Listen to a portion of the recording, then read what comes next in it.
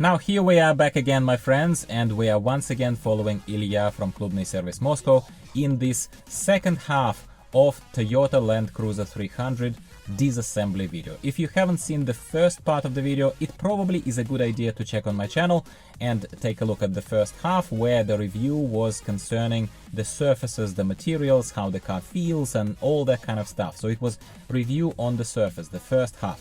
Today we are going to watch Ilya and his team lift the car off the frame and basically lift the body off the frame and tell us exactly how Toyota Land Cruiser 300 is assembled. The key message here and the key interesting point that he keeps talking about throughout the video is that Land Cruiser 300 is very different actually from Toyota Land Cruiser 200. And he says that a lot of so-called experts on YouTube for months and months and months now have been alleging that Toyota Land Cruiser 300 is just a facelifted version of Toyota Land Cruiser 200. In this video, he practically is going to tell us something and show us something that no one will ever show us. And that's why I love his videos. Большое спасибо, ребята, еще раз за контент.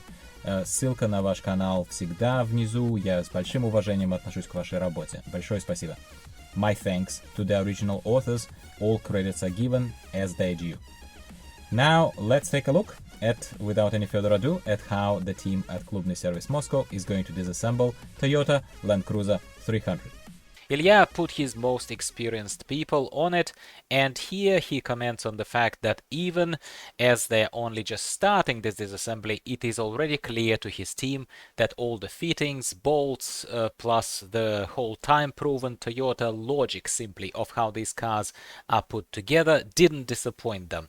It is easy, apparently, to dismantle, as easy as previous series of Toyota Land Cruiser. At the time when this video was originally published, Klubny Servis was likely among the very first, if not the only, professional team that dared and had the skill to take this car apart, also showing how it's done and what's it made of to the general population. We are a little late to this party here, admittedly, with my translation, but better late than never, as they rightly say. Here we see the front bumper of Land Cruiser 300, and it's an engineering marvel, as it's not just an empty shell, but it actually carries a lot of complex parts. It's a relatively complex construction that has a lot of pipes and wires. And here is an example of connection of those wires to the anti-fog lights here, while the bumper itself is assembled of two apparently separate pieces. And here Ilya also shows us how the wiring is fitted and connected to the frontal view camera.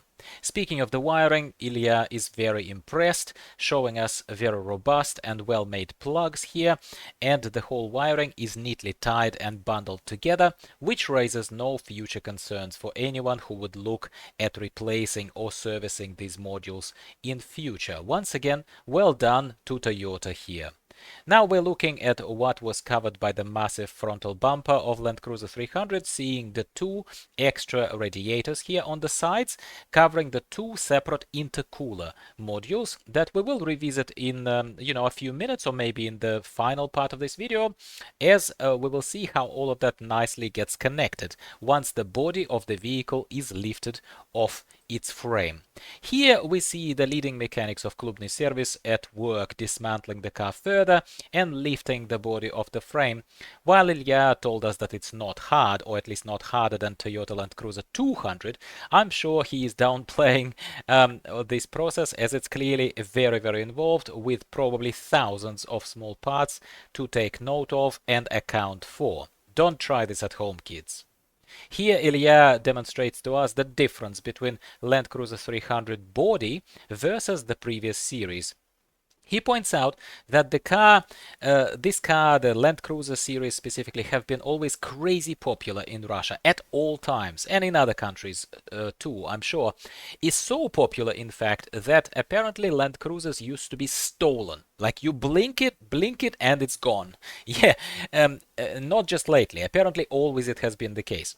So Toyota actually implemented a very unique way to mark each of the panels and key elements of the vehicle construction with these weird dots.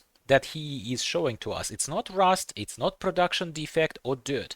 It is an ingenious system to make sure that the car, if the car gets stolen and sold for parts, let's say, it is very easy to scan any of the parts to show that it belongs to someone else and that you're looking at a stolen part, which is awesome.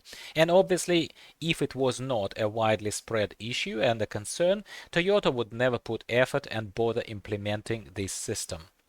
Now Ilya uses a magnetic pen here to demonstrate to us another innovation of Toyota in Land Cruiser 300, clearly showing to us that the magnet sticks to some parts, key structural elements as a matter of fact, that require proper firmness of the real steel, and it doesn't stick to some other elements, specifically the outer panels, bonnet or the roof of this massive vehicle, because those parts are not purely made of steel and they are made of some alloy which has aluminium mixed in, saving on the overall weight of this vehicle and making it considerably lighter on the road without compromising its structural integrity, strength, safety, robustness.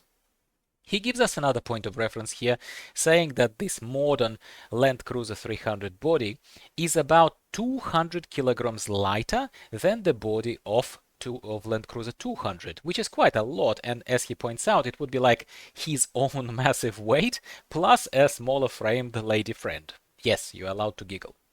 Now let's look at the frame. Speaking of the frame of Land Cruiser 300, Ilya says that until he actually disassembled the vehicle and saw this closely, he was himself convinced that the strongest and safest 4x4 frame available to general population was in the vehicle that he personally drives, which is Toyota Sequoia model that we don't have in Australia, but I will put an image on the screen for you because I'm nice like that. Ilya says that he now can see the elements of this frame assembly, including quality of the steel that is being used, better quality of the steel, methods of putting it together, where, for example, he's pointing out some welding seams that are clearly from laser-based welding equipment. Horizontal reinforcement bars, he's pointing out to us, apparently have changed how they're made, and there are some others under the transmission module and the engine. All of that, once again, debunks the myth apparently lingering out there in automotive circles of less evidently educated people that TLK 300 is actually very different from TLK 200 series. Apparently some people are alleging that it's just a cosmetic kind of lift of just the shape of the vehicle from the outside, and that is evidently not the case. Here Ilya proceeds to point out to us two petrol tanks. Yes, it's a petrol engine vehicle, not diesel, but it puts out about 400 horsepower, which is very respectable.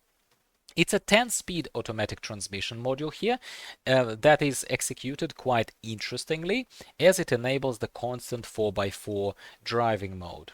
After the owners of Land Cruiser 200 complained apparently to Toyota over the years about the vehicle lacking driving dynamics, Toyota clearly took this on board and gave up on the V8 engine, replacing it with this V6 plus new transmission, which is only new apparently to the Land Cruiser series, as it has been used successfully in Lexus LS models. Land Cruiser is so legendary that by any definition it can't be an unsuccessful or an unpopular car launch for Toyota. When this video was published, Ilya says that the queue of buyers in Japan was over 4 years long. Point here is that Toyota knows this, and they would only use the best time-proven technologies, none of unsubstantiated hypothesis kind of decisions here, most tested and reliable, even if innovations, those are rock solid, that have been used in Land Cruiser 300 and shown to you so far in this video. Obviously, Toyota didn't just take all of, let's say, engine elements and the transmission from Lexus LS and plugged it into Land Cruiser 300 without any changes. Ilya says here that there are a ton of smaller but quite profound changes such as a reinforced oil pump, for example, and others that would not make that much sense or be of interest to broader audiences watching his original and this translated video. Just rest assured that those innovations are there, and the serious professional here is very impressed so far by those, which is all great and all great news for any of the potential Land Cruiser 300 owners. And time flies when you're having fun, my friends. This is where we will wrap up the second part of Toyota Land Cruiser 300 disassembly, as otherwise, frankly, it will get too long and tiring for both you and I don't want that to happen. Stay absolutely tuned for the final part number 3 of this disassembly, where Ilya continues talking to us about Land Cruiser 300 and will dive deep into the particulars of the engine and what Land Cruiser 300 looks like lifted up. Yes, he will get under it as he always does, and he will talk us through the rest of this very, very impressive, without a doubt, construction. Did you enjoy this video? Give it a like if you did before you leave, as it takes you only 1 second and it takes a lot longer for me to put these videos together. And this is your main way as well to say thanks and tell me that this is the content you enjoy more on my channel. That helps me prioritize what I am trying to record and release in the future. There is a lot more of similar content where this came from. Subscribe to the channel if you haven't already. What are you waiting for? Leave a comment below if you have something sensible to say, and I will see you in part 3 soon enough. Goodbye for now.